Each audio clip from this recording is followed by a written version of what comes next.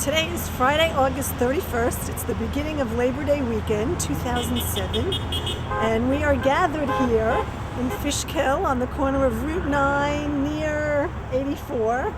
And we're here with our Honk for Impeachment signs. This president and vice president have taken our powers, daily commit offenses against our rights and liberties,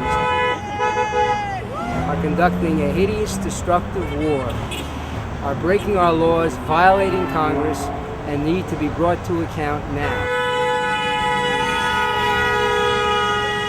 So we ask everyone to raise their voices to investigate the possibility of impeachment.